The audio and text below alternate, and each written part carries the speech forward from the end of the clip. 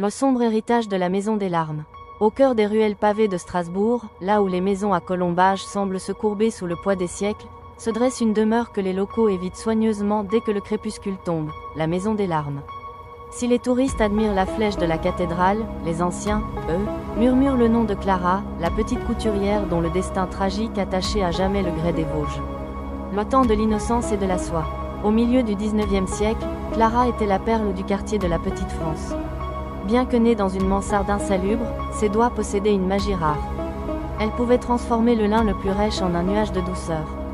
C'est ce talent qui attira l'œil de Victor, fils unique d'un comte dont la fortune n'avait d'égal que son arrogance. Pendant 2 ans, leur amour fut un secret d'alcôve. Victor, jurant ses grands dieux que le rang social n'était qu'une illusion, lui promit l'autel. Portée par cet espoir, Clara entreprit l'œuvre de sa vie, sa robe de mariée.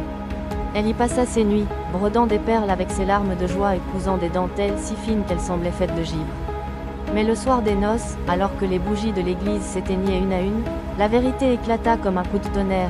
Victor avait fui vers Paris pour épouser une héritière dont la dot sauverait le domaine familial. Le baptême de sang. Le désespoir de Clara ne fut pas un cri, mais un silence glacial.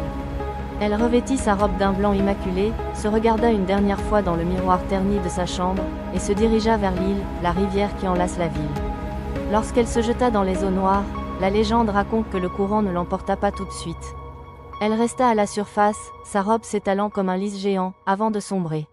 Cependant, dès le lendemain, la vision de l'horreur commença. Ce n'était plus une jeune fille éplorée que les patrouilleurs apercevaient, mais la mariée rouge. Son chagrin était tel qu'il avait, dit-on, transpiré par ses pores, imbibant le satin blanc jusqu'à ce qu'il devienne d'un carmin profond et visqueux. Elle ne pleurait plus, elle attendait. Le retour du sang maudit. Des décennies passèrent. Le nom de Victor fut oublié, sauf dans les registres de la mort. Mais la dette de sang, elle, n'était pas effacée. Lorsque Julien, le petit-fils de Victor, revint s'installer dans le manoir familial pour restaurer le blason de la lignée, le passé se réveilla avec une violence inouïe. Le manoir devint le théâtre de phénomènes inexplicables. Chaque nuit, à l'heure précise où Clara s'était jetée à l'eau, un bruit métallique résonnait dans les couloirs. Clic-clac, clic-clac. C'était le son froid et rythmé de ciseaux de couturière. Julien trouvait chaque matin ses vêtements de prix déchiquetés, réduits en lambeaux inutilisables. La nuit finale fut la plus terrifiante. Réveillé par un courant d'air glacial, Julien vit une paire de ciseaux rouillés flotter au pied de son lit. Il s'agitait frénétiquement, découpant ses draps de soie pour en assembler une forme longue et étroite, un linceul, cafane. Pris d'une panique viscérale, il se rua vers le hall, mais la porte se referma d'un coup sec.